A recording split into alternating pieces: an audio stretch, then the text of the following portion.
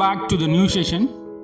In this session, I'm going to explain Unit 6 Solid State Part 2. So far we discussed for the previous class introduction about solid state and what are the general characteristics of solids. Further we discuss the classification of solids. Based on that, they are classified amorphous solids and crystalline solids, and further we discuss what is the difference between amorphous solids and crystalline solids. And next we discuss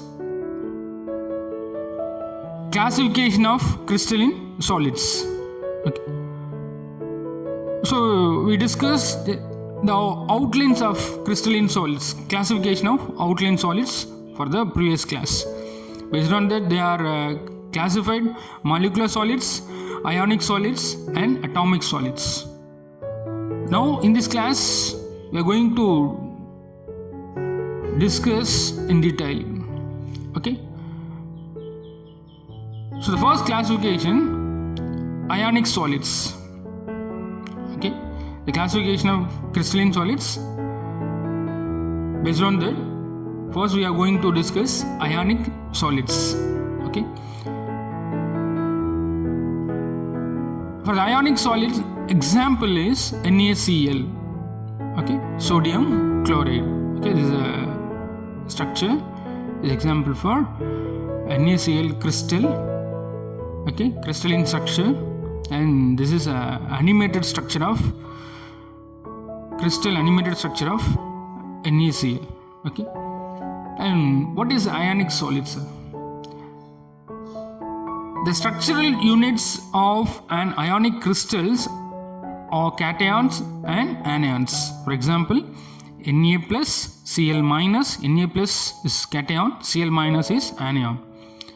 They are bound together by strong electrostatic attractive force because of Na plus Cl minus oppositely charged ions, so the attractive force will be stronger. Okay. To maximize the attractive force, the cations are surrounded by many anions as possible and vice versa, because similarly the anions are surrounded by many cations. So the ionic crystals possess a definite crystal structure. Many solids are a cubic close packed. For example, in NaCl it is a cubic close packed structure. Okay, a positive charge, okay? Na plus surrounded by a negative, that is anions. Vice versa, a negative charge Cl minus surrounded by the positive charge. We could see the picture clearly, we understand. Okay, so the example, the arrangement of Na plus and Cl minus ion in crystals. So you could understand from this picture, it is very clear. Okay, so next, the characteristics of ionic solids. Okay, the ionic solids have high melting points. Because of high melting point, what is the reason behind that? Is the attractive force between Na plus Cl minus is stronger. In generally ionic solids, the attractive force is stronger. Okay, because of strong electrostatic force between two ions, so that the melting point is also higher. When attractive force is higher, we cannot possible to break easily. So the attractive force is higher, melting point is also higher one. And next point, the solids do not conduct electricity because the ions are fixed in their lattice position. Okay, you could see the picture, the ions are fixed in lattice position. So in solid state, they cannot able to conduct the electricity. They do conduct the electricity in molten state, wherein in the dissociated state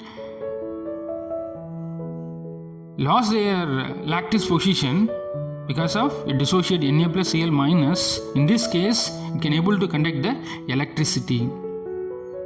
Okay, so they do not conduct electricity in solid state, they do conduct electricity in molten state when a dissociated water, because the dissociation will give Na plus Cl minus ion, so they can able to conduct the electricity.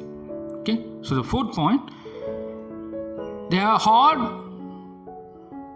because of strong electrostatic force between two ions.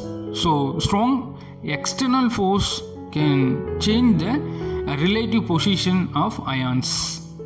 Okay, they are hard because of strong electrostatic force between two ions. Okay, so these are the characteristics of ionic solids. And next we are going to discuss covalent solids. So the second one, covalent solids. Example for covalent solids is diamond. Okay, it's a picture of diamond. There is a molecular crystal structure of diamond. Okay, so in a covalent solids, the constituent atoms are bonded together in a three-dimensional network, the entity of covalent bonds. Okay, based on the covalent bonds, they have a three-dimensional network structure. You could see the picture, will clearly understand that point. Okay, so that the constituent atoms are bonded together in a three-dimensional network entity by the covalent bonds. Based on the covalent bond, mutual sharing of electron, they are attracted, they are connected by covalent bond nature. It's very clear. Okay, for example, diamond, silicon, copper, and etc. These are the example. Such covalent network crystals are very hard and have a high melting point. They are usually poor thermal and electrical conductors. Okay, because of covalent nature, they are a stronger one, so we cannot possible to break, so we cannot get the free ions, so it cannot able to conduct electricity, and also they are poor thermal in nature. It's very clear. Okay, so this is a point about the covalent solids. So next we are going to discuss the molecular solids. The molecular solid example for ice, okay, consists of water, H2O molecule. So the constituent are neutral molecules. They are held together by weak van der Waals force. It is one type of attractive force. Generally, the molecular solids are soft and they do not conduct the electricity. These molecular solids are further classified into three types. One is a non-polar molecular solid, polar molecular solid, and hydrogen bonded molecular solid. Okay. So next one,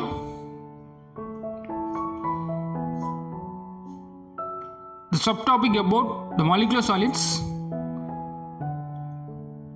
First, it is classified a non-polar molecular solids. Okay. Example for non-polar molecular solids: naphthalene, anthracene. Non-polar, non. Okay, non. Okay. Polar means charged, oppositely charged. Okay. What is term is non-polar means no separation of charge. Okay. Okay. No plus or minus.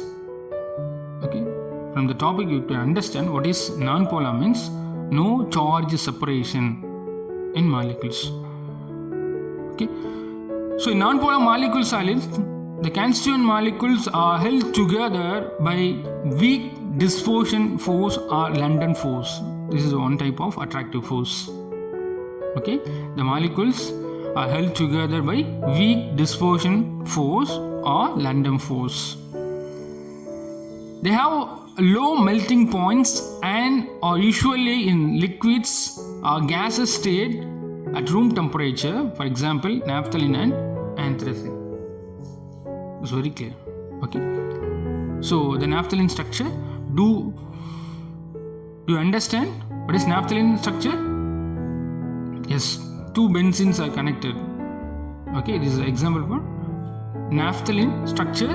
Two benzenes are connected, and anthracene is a structure of three benzenes are connected. Okay, so this is both examples. Both structures is example for non-polar molecular solids. Okay, only the atoms are present. These two structure is carbon and hydrogen. Okay, so these are a non-polar molecule.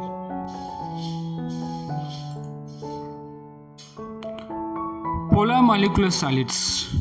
Okay, example for polar molecular solids: the solid carbon dioxide, CO2.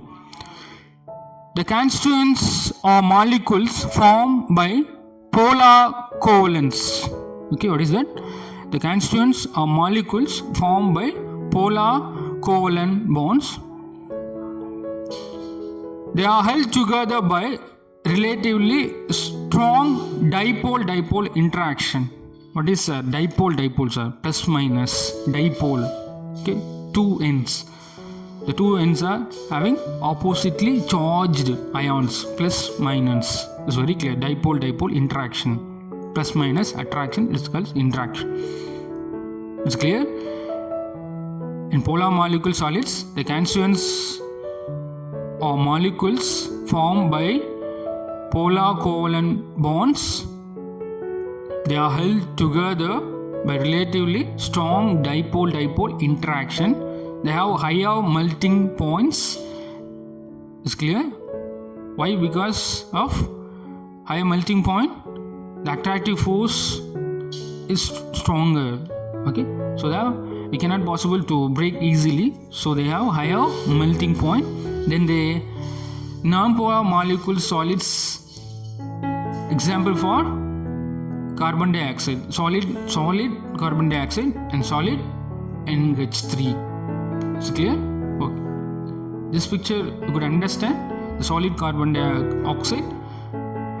Okay, black balls is represent for carbon and red ball is represent for oxygen.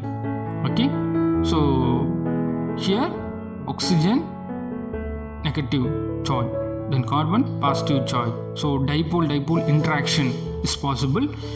Oppositely charged ions are present in this crystal structure. So the possible dipole-dipole interaction, the crystal structure is developed. Okay, so we can classify solid carbon dioxide is example for polar molecular solids. It's very clear. Okay, so next we are going to see hydrogen bond molecular solids. Okay, hydrogen bonded molecular solids. So what is hydrogen bonded molecular solids, sir? The constituents are held together by hydrogen bonds. It's very clear. The hydrogen bonds are classified intermolecular hydrogen bonding, intramolecular hydrogen bonding. Already we discussed. Okay, in P block elements we learned the types of hydrogen bonds. What is that? Is very good. Intermolecular hydrogen bonding, intramolecular hydrogen bonding. What is intermolecular, sir? Inter means without the molecules, the bond formation. Inter, the opposite is inter means without the molecules, the hydrogen bond is possible. When it is intramolecular hydrogen bond means within the molecule hydrogen bonds. Okay, so based on that, the hydrogen bonded molecular solids, example, a solid ice, that is H2O based. The constituents are held together by hydrogen bonds. They are generally soft solids under room temperature. Okay, example, solid ice, glucose, urea. Okay, so here you could understand water molecular formula H2O. So oxygen is represent for red color ball, hydrogen is here white. Okay, so hydrogen bond is possible here, white to red. Okay, you can understand hydrogen bond, and this is also hydrogen bond, and here also hydrogen bond, and this here also hydrogen bond, and here also hydrogen bond. Okay, so that this solid ice is example for hydrogen bonded molecular solids. Okay, so next we are going to understand metallic solids.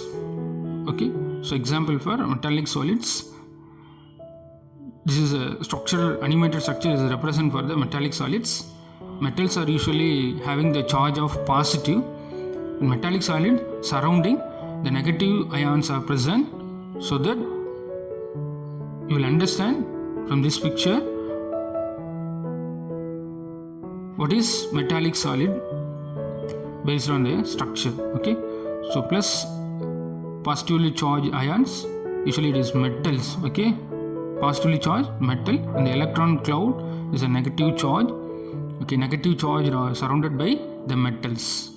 Okay, so the metallic solids are able to form. Okay, so the structure of metallic bonding in metallic solids, the lattice point are occupied by the positive metal ions, and the cloud of electron present. Okay, the cloud of electron, where the clouds surrounded by the positive. Okay, so based on the electron clouds, the metallic solids are possible to form. Okay, they are very hard. Okay, because oppositely two charges are present in crystal structure. Okay, and high melting point. Okay, attractive force is higher, so we cannot possible to break easily, so high melting point is possible. So the metallic solid possess excellent electrical and thermal conductivity. Okay, because presence of plus and minus oppositely charged ions, they have the capacity to possess excellent electrical and thermal conductivity. Okay, so it's very clear. Okay, so example for metallic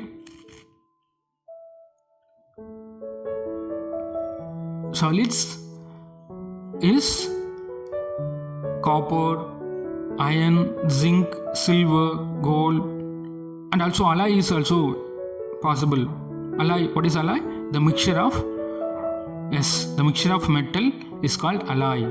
For example, copper plus zinc is considered as, copper is also metal, zinc is also metal. When copper plus zinc combine to form alloy, alloy is a mixture of metal. Very clear, what is alloy? It's a mixture of metal. And here they possess bright nature because they are metals are shining in nature. Okay, metallic solids are shining in nature. So in metallic solids, very hard and having high melting point, they can able to conduct good conductor. So they have thermal conductivity and excellent electrical conductivity. Okay, they are very bright in nature. So the examples of metallic solids, copper, iron, zinc, silver, and also alloy is also possible. Alloy is nothing but the mixture of metals. Okay, we complete in this session. So what is a possible question from this session? Explain the classification of crystalline solids. Okay, students, I hope you all understand this session. For the next class, we are going to discuss crystal lattice and unit cell. Thank you, students.